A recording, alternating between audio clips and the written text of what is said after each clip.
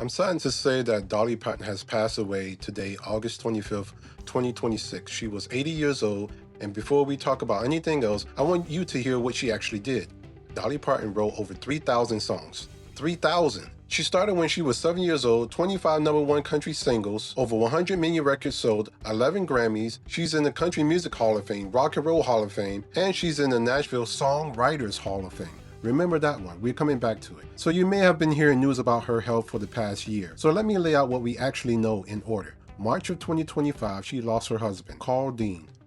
They were married for nearly 60 years. He almost never appeared in public, never wanted any part of it. She wrote a song for him after he passed. Later that year, her health became public.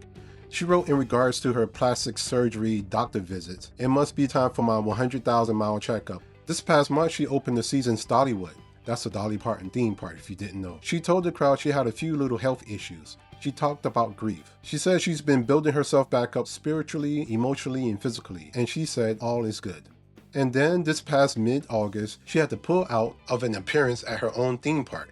Dehydration, dizziness, and even then, she couldn't help herself. She wrote, "My Nashville doctor has kind of clipped my wings saying, you ain't traveling this week." 80 years old, not feeling well, and she's still making musical poetry with her words. That's one of the last things we heard from her. Her family has not released a cause of death, and I'm not going to speculate. The announcement came from her nephew, Brian Seaver, who was also her head of security. And she, Dolly Parton, set that up years in advance. She chose who would say it and how.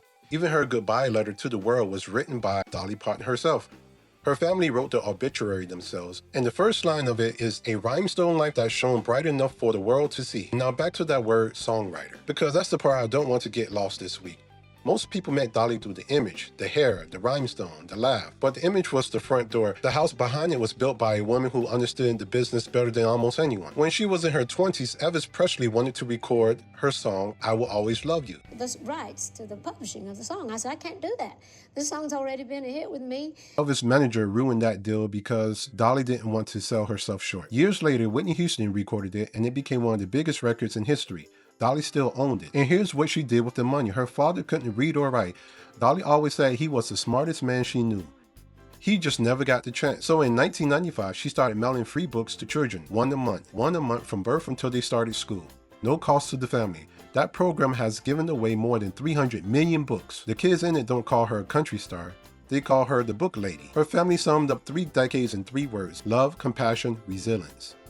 I'll add a fourth: ownership. She owned her songs. She owned her image. She owned her story, right down to who got to tell she was gone. I want to hear from you, not the sad stuff, the good stuff. Which Dolly song meant the most to you and why?